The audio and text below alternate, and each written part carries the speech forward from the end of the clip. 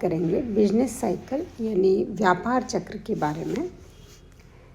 व्यापार चक्र किसी भी अर्थव्यवस्था में एक वर्ष अथवा कुछ माह में यदि उत्पादन, व्यापार और आर्थिक गतिविधियों में जो भी बदलाव होते हैं या जो भी परिवर्तन होते हैं उसे हम क्या कहते हैं?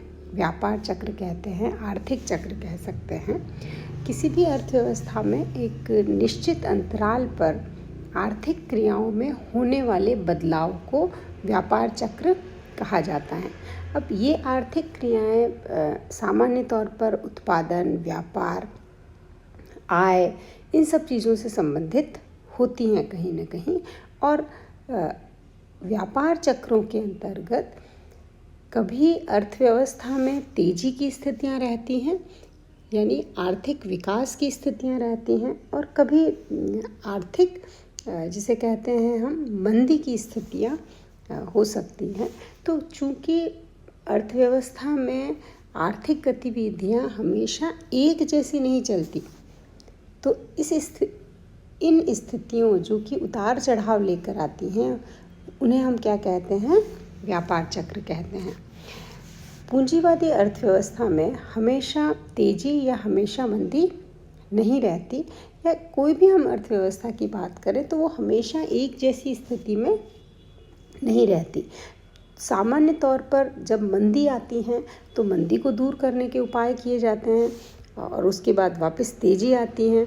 तेजी का ये क्रम लगातार कुछ समय तक चलता रहता है, लेकिन फिर वापस यदि कुछ ऐसे कारण उपस्थित होते हैं और उनसे पुनः मंदी आ जाती है, तो अर्थव्यवस्था में इस तरीके के जो उतार चढ़ाव उत्पन्न होते हैं कि मंदी के बाद वापस तेजी, तो इन्हें हम क्या कहते हैं? व्यापार चक्र कहते हैं। कई देशों में अर्थव्यवस्था का अध्ययन करने के बाद में क्लीमेंट जगलर ने व्यापार चक्र की संकल्पना 1860s में रखी थी, और उन्होंने व्यापार चक्रों के बारे में बताया कि व्यापार चक्र क्यों होते हैं, इनके क्या क्या कारण हैं, और इनको कैसे, इनसे मंदी की स्थितियों से कैसे निकला जाए, और फिर अर्थव्यवस्था को एक विकास के पथ पर किस तरीके से हम लेकर जा सकते हैं। इन सब चीज़ों के बारे में हम व्यापार चक्र के अंतर्गत पढ़ते हैं। व्यापार चक्र के चढ़ाव यानी जब व्यापार चक्र को हम ये कह लें कि कोई भी अर्थव्यवस्था विकास के पथ पर बढ़ रही है तेज़ी से, तो इसका मतलब ये होता है कि राष्ट्रीय आय अधिक है, उत्पादन ज़्यादा है, लोगों को रोज़गार मिल रहा है, और वस्तुओं की कीमतें भी बढ़ रही हैं, जो कि कहीं न कहीं आय, उत्पादन और रोज़गार को मोटिवेट करती हैं।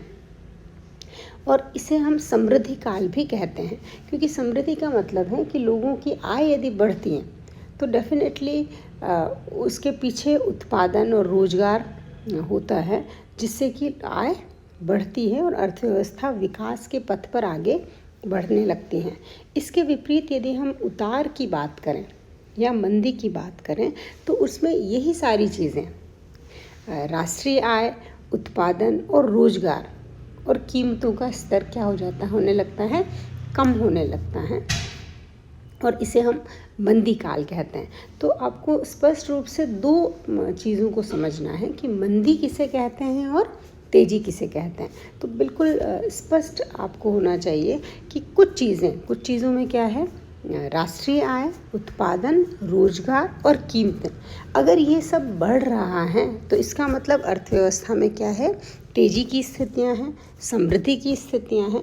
और इसके विपरीत यदि राष्ट्रीय आय, उत्पादन, रोजगार और कीमतें घट रही हैं, कम हो रही हैं, यानी लोगों को काम कम मिल रहा है, नेशनल इनकम कम है, उत्पादन कम हो रहा है और कीमतें भी घट रही हैं, जो कहीं ना कहीं उत्पादन के मोटिवेशन को कम करती हैं, उसे हम क्या कहते हैं? मंदी का समय कहते हैं। कीन्स के अनुसार व्यापार चक्र अच्छी व्यापार अवधि में, जिसमें कि कीमतों में वृद्धि और बेरोजगारी में गिरावट होती है, उससे संबंधित है, और खराब व्यापार अवधि जिसमें कीमतों में गिरावट और बेरोजगारी के प्रतिशत में वृद्धि होती है, उसका मिला जुला स्वरूप है एक तरीके से। यानी उन्होंने दो चीज़ों पर ध्यान दिया है कि कीमतें और बेरोजगारी। क्योंकि बेरोजगारी का मतलब है लोग काम नहीं कर रहे हैं या नहीं कर पा रहे हैं। तो जब लोग काम नहीं कर रहे हैं तो डेफिनेटली उत्पादन क्या होगा, कम हो जाएगा। उत्पादन कम होगा तो आय भी क्या होगी, कम हो जाएगी। तो यदि कीमतों में तो और आय कम हो जाएगी, प्रोडक्शन कम होगा, यानी कोई भी वस्तु बाज़ार में कम है तो कीमतें क्या होंगी, उसकी तेज़ी से बढ़ सकती हैं, ऐसा उनका मानना है। जबकि खराब स्थितियों में कीमतों में कमी होगी और बेरोजगारी में क्या होगी, वृद्धि होगी। तो उन्होंने बेरोजगारी और कीमतों से इसे समझाने का प्रयास किया है। सामान्यतः हम आर्थिक सिद्धांत में 4 प्रकार के चक्रों की बात करते हैं। जब भी उतार चढ़ाव आते हैं तो उसमें 4 प्रकार की स्थितियां हो सकती हैं। और ऐसा नहीं कि कोई एक देश किसी एक ही स्थिति में रहते हो, अमूमन सारी अर्थव्यवस्था इन सारे चक्रों से गुजरती है। क्योंकि हमेशा तेज़ी के बाद मंदी, मंदी के बाद फिर तेज़ी की स्थितियां अर्थव्यवस्थाओं में बनी रहती हैं और ये चक्र हमेशा चलते रहते हैं। यद्यपि ये बात अलग है कि हो सकता है कोई अर्थव्यवस्था का मंदी का पीरियड लंबा हो, कोई अर्थव्यवस्था में तेज़ी बहुत लंबे टाइम तक चले, फिर थोड़े टाइम के लिए मंदी आए। यानी ये कई और अन्य चीज़ों पर भी डिपेंड करता है। कई बाहरी फैक्टर्स भी होते हैं जो व्यापार चक्रों को प्रभावित करते हैं। तो ऐसी स्थिति में ये उतार चढ़ाव हर अर्थव्यवस्था में होते हैं, लेकिन सबसे इम्पॉर्टेंट चीज़ ये है कि इनकी अवधि, पीरियड, यानी कहीं पे मंदी लंबे समय तक चल सकती है, कहीं यानी कोई अर्थव्यवस्था ऐसी हो सकती है जिसे मंदी से उभरने में बहुत वक्त लगता है। कोई अर्थव्यवस्था ऐसी होती है, हो सकती है जो मंदी में है लेकिन उस ट्रैप से बहुत जल्दी रिकवर कर जाती है। तो ये हर अर्थव्यवस्था में अलग अलग तरीके से हो सकता है। शुम्पीटर ने ट्रेड साइकिल में 4 अवस्थाओं को बताया है और ये चारों अवस्थाएं एक ऐसे चक्रीय प्रवाह को जन्म देती हैं जिसकी समय अवधि निश्चित नहीं होती। विभिन्न अर्थव्यवस्थाओं की आर्थिक उन्नति संतुलन पथ के आधार पर नहीं होकर उतार चढ़ाव के माध्यम से ही होती है। ऐसा पूरा इकोनॉमी एक सपाट सीधी लाइन या रेखा के जैसे नहीं चलती है, उसमें हमेशा क्या होंगे, उतार चढ़ाव। यानी अर्थव्यवस्था में उतार भी आएंगे, चढ़ाव भी आएंगे और उसी गति से अर्थव्यवस्था आगे बढ़ती रहती हैं। ये ज़रूरी नहीं है कि व्यापारिक चक्र हमेशा एक जैसे ही हों। यानी व्यापारिक चक्र अलग अलग देशों में अलग अलग क्रम से, अलग अलग समय अवधि में हो सकते हैं। तो ये बहुत अन्य बातों पर भी डिपेंड करता है, जो बाहरी फैक्टर्स होते हैं जो किसी भी अर्थव्यवस्था को प्रभावित करते हैं। व्यापार चक्र की यदि हम 4 अवस्थाओं की बात करते हैं तो इनमें 4 अवस्थाएं हैं। सबसे पहला है बूम या तेजी की अवस्था, जिसकी हमने अभी बात की थी कि यदि उत्पादन, आय, राष्ट्रीय आय, रोजगार, इन सब में वृद्धि हो रही है तो वो किसी न किसको दर्शाता है, तेजी को दर्शाता है। सुस्ती यानी रिसेशन की अवस्था, मंदी यानी एक तरीके से डिप्रेशन हम कह सकते हैं। मंदी यानी जब सारी आय, उत्पादन, रोजगार, ये सब चीज़ें क्या हो, कम हो अर्थव्यवस्था में।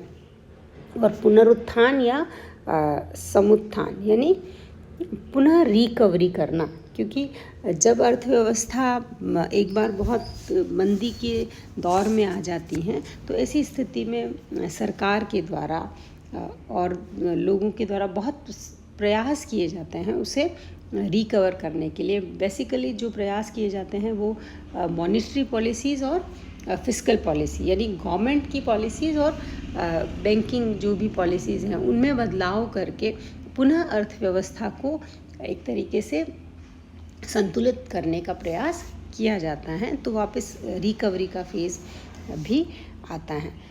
और इन चारों अवस्थाओं में हम एक के बाद एक दूसरी अवस्थाओं की क्या स्थिति रहती है ये समझेंगे। सबसे पहले हम बात करते हैं विस्तार या तेजी की। तो व्यापार चक्र की इस अवस्था में आय, रोजगार, मांग और कीमतें न केवल ऊंचे स्तर पर होती हैं और वरना ऊंचे स्तर पर होने के बावजूद भी वे लगातार बढ़ रही होती हैं। ऐसी अवस्था में कीमतें भी बढ़ती हैं लेकिन लोगों की आय भी बढ़ती हैं और ऐसी स्थिति में मजदूरी, ब्याज दर, लगान आदि जितनी तेज़ी से नहीं बढ़ती, अर्थात वस्तुओं की कीमतों की वृद्धि की तुलना में लागत कम बढ़ती हैं, जिससे कि उत्पादकों के लाभ बढ़ने लगते हैं और अर्थव्यवस्था में एक आशावादी वातावरण होता है, जिससे आर्थिक क्रियाओं में तेज़ी आती है, रोजगार में वृद्धि होती है, तो लोगों को काम मिलता है। तो ऐसी स्थितियाँ मुद्रास्फीति की पूर्ण रोजगार से अधिक वाली अवस्था उत्पन्न हो जाती हैं। यानी ये एक ऐसी स्थिति है जब सारी अर्थव्यवस्था में जो सारी आर्थिक गतिविधियां हैं वो बहुत तेज़ी से होती हैं और लोगों को कहीं ना कहीं लाभ की आशा हमेशा बनी रहती है। तो उत्पादन, आय और रोजगार में एक सकारात्मक परिवर्तन आते रहते हैं एक के बाद एक। और ये स्थितियां हमेशा, क्योंकि आपको ये चीज़ हमेशा ध्यान रखनी है कि आय, उत्पादन, रोजगार और कीमतें, ये चारों चीज़ें बहुत इम्पॉर्टेंट फैक्टर्स हैं जो कि किसी भी अर्थव्यवस्था में व्यापार चक्र की स्थितियों को डिफाइन करती हैं। फिर हम बात करते हैं सुस्ती और अवसाद की। तो जब आर्थिक क्रियाएं उच्चतम सीमा को प्राप्त करने के बाद गिरना शुरू कर देती हैं, यानी सुस्त, तो उसे हम क्या कहते हैं, अवसाद की अवस्था कहते हैं। ये कितने समय की होती हैं ये अमूमन वो नहीं होता, लेकिन फिर भी चूँकि ये जब भी कोई भी आर्थिक क्रियाएं की जाती हैं और अर्थव्यवस्था एक उच्च सीमा के बाद नीचे गिरने की ओर हो जाती है, स्टार्ट होती है, तो इसका विस्तार संतुलन पद तक होता है। और इस अवस्था में जो शक्तियाँ होती हैं, बाज़ार शक्तियाँ, वे विस्तारवादी चक्र को नीचे मोड़ने में सफल होती। नीचे मोड़ने में सफल होने का मतलब है कि हम तेज़ी से मंदी की तरफ आने लगते हैं। ऐसे में फर्में अपना उत्पादन कम कर देती हैं, कुछ फर्में बंद भी हो सकती हैं और जिससे इन्वेस्टमेंट भी प्रभावित होता है और रोजगार, आय, मांग, कीमतें, इन सब के स्तर कम होने लगते हैं।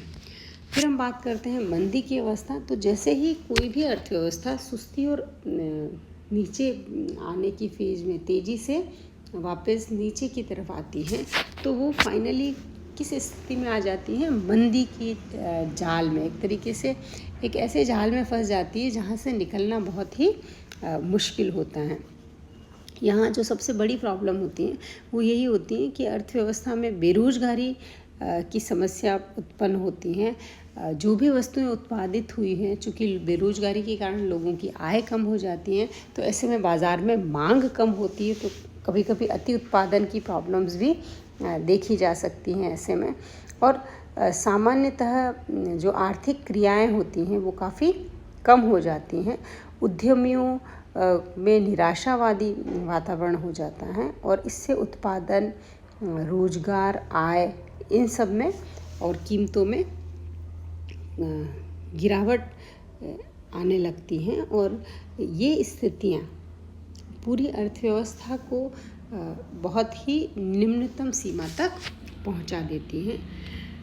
और इससे रिकवर करने के बाद जो स्थितियां हैं उन्हें हम पुनरुत्थान की स्थिति कहेंगे, जिसमें मंदी के थोड़े समय बाद वापस से, जब मैंने आपको कहा मॉनेटरी पॉलिसीज़ और फिस्कल पॉलिसीज़ में चेंज करके कहीं ना कहीं कोशिश की जाती है और अर्थव्यवस्था को पुनः उत्पादन, आय, रोजगार और इन्हें बढ़ाने का प्रयास किया जाता है। और जब ये बढ़ने लगते हैं तो उसे हम पुनरुत्थान की अवस्था कहते हैं। तो ये जो सारी व्यावसायिक गतिविधियां हैं जिसमें आय, उत्पादन, रोजगार और कीमतें ही सबसे महत्वपूर्ण हैं, इनका बढ़ना और इनका घटना ही किसी भी अर्थव्यवस्था में व्यापार चक्रों को बताता